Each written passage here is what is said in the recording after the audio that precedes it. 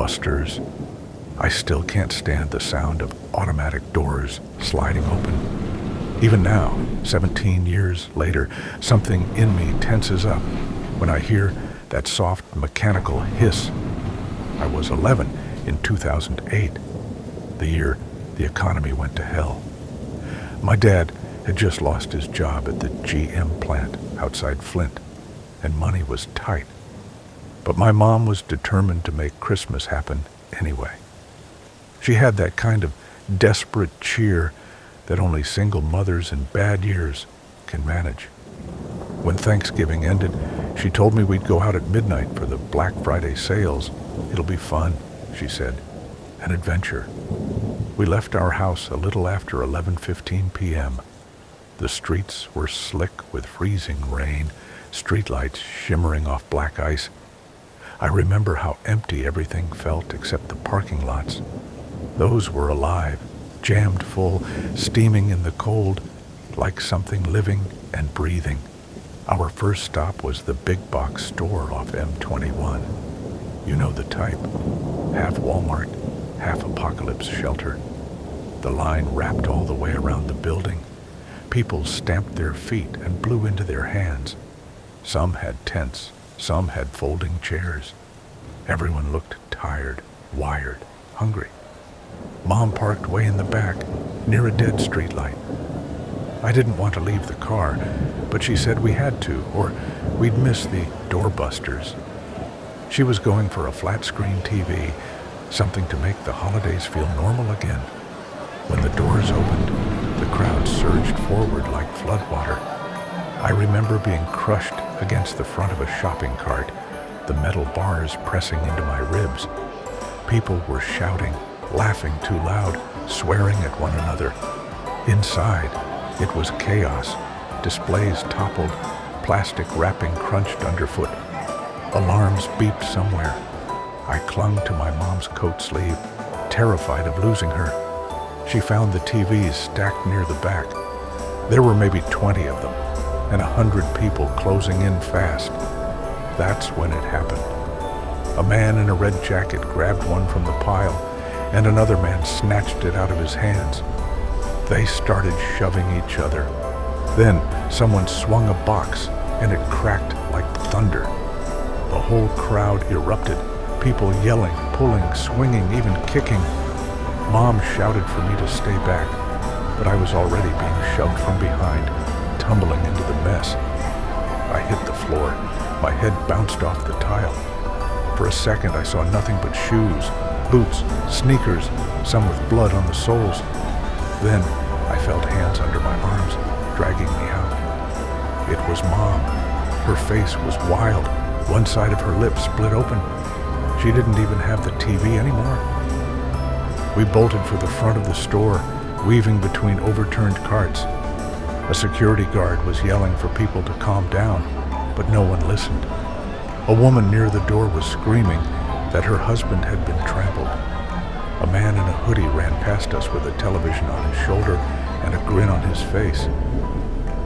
We made it to the parking lot, but it wasn't much better out there. People were fighting over carts, boxes, even parking spots. I saw a guy punch through another man's driver's side window. Mom was crying by the time we got back to the car. I just remember her hands shaking as she turned the key.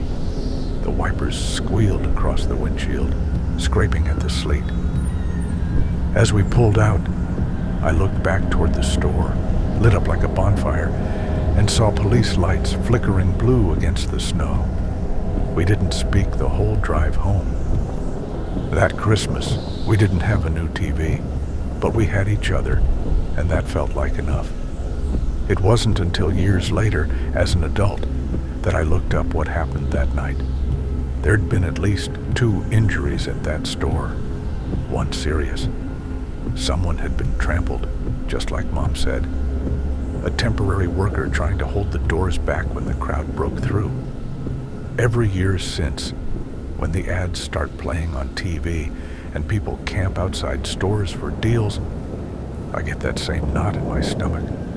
I learned early that people don't need monsters or ghosts to turn deadly. They just need something they think they deserve, and a locked door standing in their way.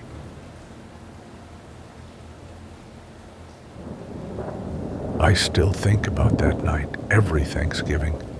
We were just trying to drive home, just trying to get back to our beds, our dog, and the quiet of our little street. We didn't mean to pass through that plaza or through that crowd of people, but that night, Thanksgiving night, 2017, New England didn't feel like home. It felt like something had snapped in people, like hunger, greed, and cold had replaced whatever humanity the season was supposed to bring. It started around 10:30. Dinner at my parents' house had run long. My mom was still trying to send us home with leftovers, foil-wrapped turkey and stuffing, pies we didn't need, and my wife was trying to wrestle our kids into coats. The night was clear and cold, the kind of late November chill that stung your lungs when you breathed too deep. My dad walked us to the driveway and said, "You're smart to head out now. The roads will be nuts after midnight." He was right about that, just not in the way any of us expected. We were about 40 minutes from home, in the southern corner of New Hampshire, where the highways thread between outlet malls and big box plazas. I was driving our 2017 Toyota Sequoia, big, solid, reliable, and my wife, Kelly, was dozing in the passenger seat. The kids, Evan and Sophie, were half asleep in the back with their blankets and a bag of leftover rolls. When we hit Route 9, I noticed something strange. The traffic lights up ahead were flashing red, and the right lane was backed up far longer than it should have been. It wasn't a crash. It was people. Hundreds of them. They were packed along the sidewalk outside a strip mall, the kind with a Best Buy, a Target, and a sporting goods store, all dark except for the glow of the parking lot lamps. A crowd had gathered in front of the entrances, and even from the road, I could hear them shouting, cheering, chanting. I thought at first it was a protest, but then I saw the signs, Black Friday, doorbusters, midnight opening, and it hit me. They were waiting for the doors to open. I remember shaking my head, almost laughing. "Jesus," I said to Kelly, "people are already lined up for TVs." She mumbled, "It's insane," and went back to half sleep. But as we got closer, the sound changed. It wasn't excitement. It was aggression. There were fights breaking out near the front doors. People were screaming, shoving. A woman fell, and others trampled her. The mob pulsed like a living thing, surging forward every few seconds. Someone was banging on the glass doors of the Best Buy with a crowbar. The whole thing looked like a riot from a news clip, except this was happening right there, in our quiet little New England town. "Something's wrong," I said quietly. Traffic had slowed to a crawl. I wanted to turn around, but the median was too high to cross, and there were cars behind us. The GPS said we'd pass the plaza in another half mile. I figured we'd be fine. Then the crowd started spilling into the street. At first it was just a few people running, clutching bags and shouting. Then more followed, dozens. Some ran between cars, pounding on hoods. I locked the doors. Kelly sat up, instantly awake. "What's happening?" she asked, panic rising in her voice. "I don't know. Stay calm." The mob moved like a wave, rushing toward the side of the road where we were creeping forward. I saw a security guard get knocked to the ground near the Target entrance. People were breaking through the glass, shards flying. The alarm blared, echoing across the parking lot. I turned onto the access road to get away, thinking we could loop around the back and escape to the next street. But that's when I saw headlights, dozens of them, filling the opposite lane. Other drivers had the same idea. The small access road turned into gridlock. Then The crowd reached us. People surrounded the car, slamming fists and bags against the Sequoia's doors. Kelly screamed. I laid on the horn, but that only seemed to make them angrier. Someone jumped onto the hood, shouting at us through the windshield, their face red and wild-eyed. Another person kicked at the side mirror and snapped it clean off. Evan started crying. Sophie covered her ears. I could feel my heart pounding in my throat. I tried to inch forward, but bodies pressed against the front of the car. I shouted through the glass, "Move! Get out of the way!" But they didn't. They looked at us like we were in their way, like we were keeping them from something they needed. That's when a man swung a metal shopping basket and cracked the driver's side window. Spiderwebs of glass spread across the surface. Kelly screamed again. "Dad!" Evan yelled. "Drive!" I hesitated. There were people right in front of us. I didn't want to hurt anyone. But the look in their eyes, it wasn't normal. It was frenzy. Some were bleeding. One guy was foaming at the mouth, shrieking nonsense. Something about the cold and the chaos made me feel like I was in a nightmare, like reason had left the world. When another strike shattered the side window completely and cold air rushed in, I made a choice. I threw the Sequoia into drive and hit the gas. The engine roared. The crowd screamed. The car lurched forward as bodies scattered. I heard a sickening thump as we rolled over something. I didn't look. I just kept my foot down. Kelly was crying, telling me to go, go, go. We smashed through a shopping cart, metal screeching against the bumper. People slammed their fists on the sides, but they couldn't stop us. The Sequoia was heavy, powerful, four-wheel drive with a V8 engine. It plowed through the chaos like a tank. I turned hard onto the exit lane, tires squealing, nearly sideswiping a minivan that was trying to do the same thing. Behind us, the parking lot was a war zone. I saw flames flickering from the store entrances, alarms wailing in the distance. The mob had lost all sense, fighting, looting, tearing at each other. Kelly grabbed my arm. "Don't stop," she said through tears. "Just get us home." I nodded and pressed on. The Sequoia rattled. The steering pulled slightly to the right. I must have bent the front axle or crushed a wheel on something. The dashboard lit up with warnings. Tire pressure low, traction control disabled. But the engine kept running strong and steady. The car wanted to live. We reached the highway. I floored it. As we pulled away, I looked in the rearview mirror. The plaza lights flickered in the distance. Like a dying fire, smoke rose into the night sky. And just for a second, I thought I saw figures running along the road behind us, chasing maybe. But then they vanished into the dark. No one spoke for a long time. When we finally made it home, I parked in the driveway and just sat there.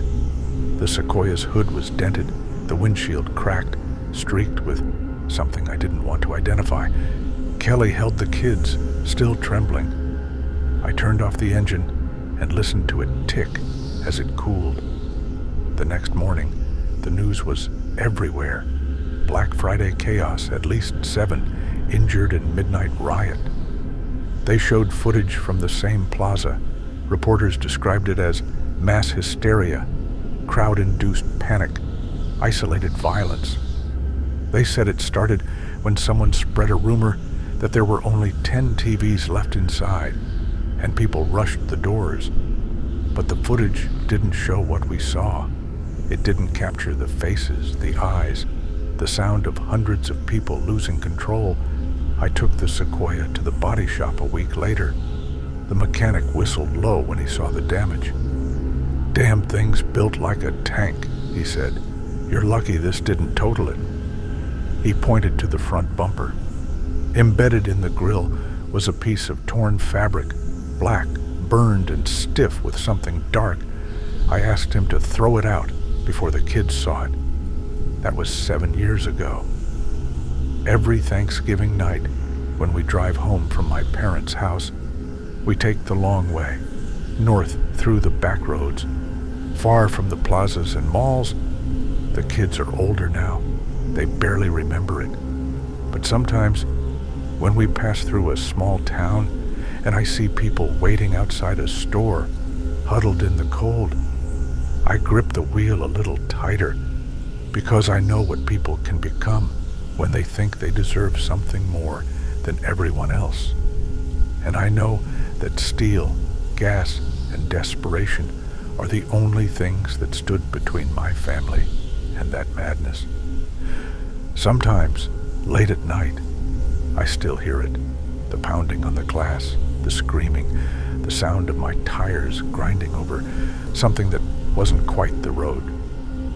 We survived Thanksgiving night, 2017, but a part of me stayed there in that parking lot with the mob.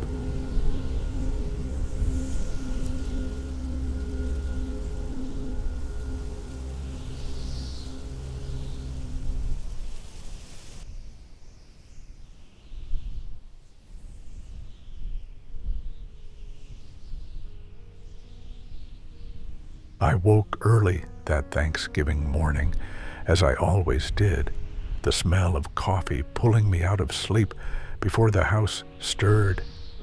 The kitchen was quiet, the way it always was when the day was just beginning, and I took a moment to savor it, the hush before the chaos.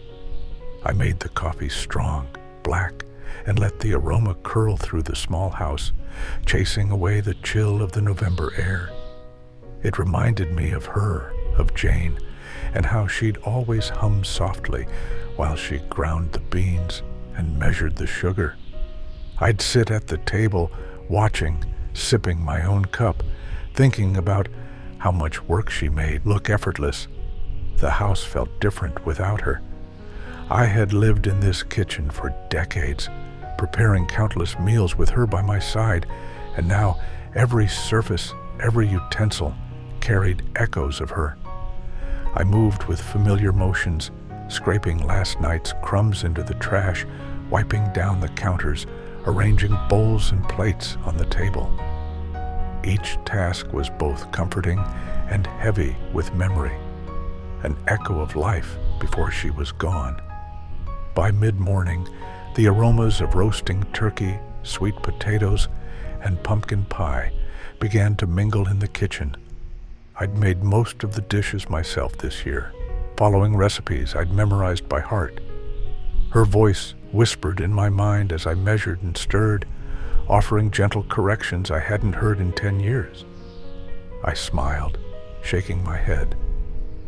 "I know, Jane," I muttered, though she wasn't there. "I remember." The kids began arriving around noon.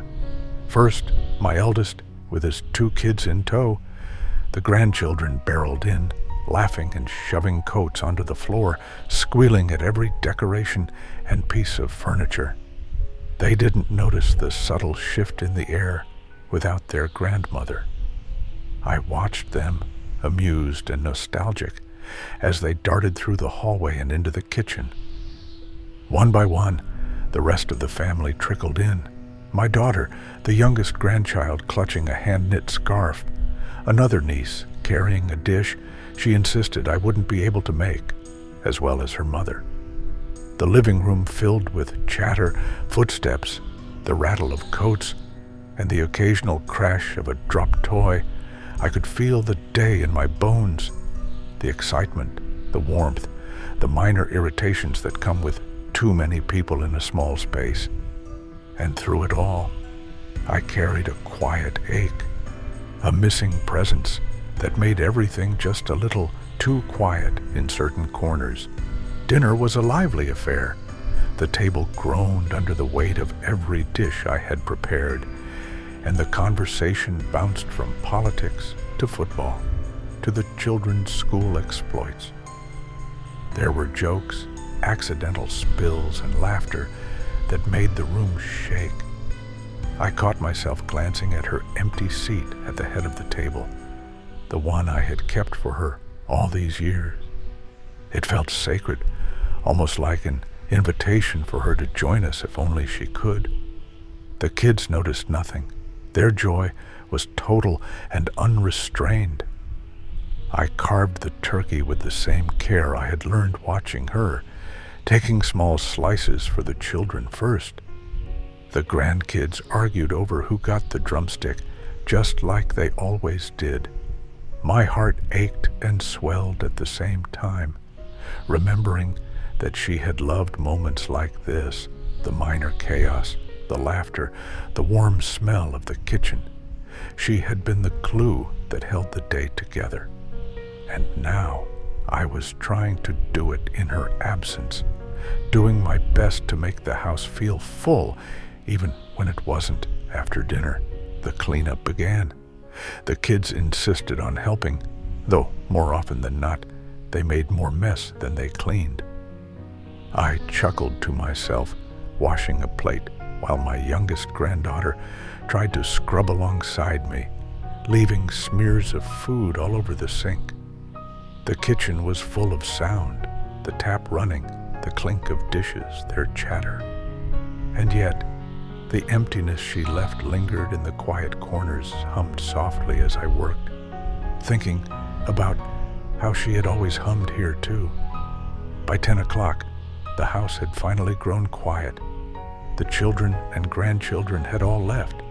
Hugs were exchanged, waves through the windows, the gentle fading of their car engines into the night. The warmth of the house, once so bustling, now felt solitary. I stood in the kitchen, staring at the stack of dishes I had just washed, the counters shining under the soft overhead light. The house smelled of turkey, pie, and memories, and I felt the full weight of the day settle on my shoulders. I turned to wipe the counter one last time when I heard it.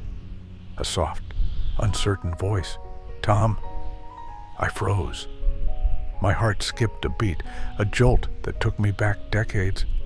The sound was unmistakable.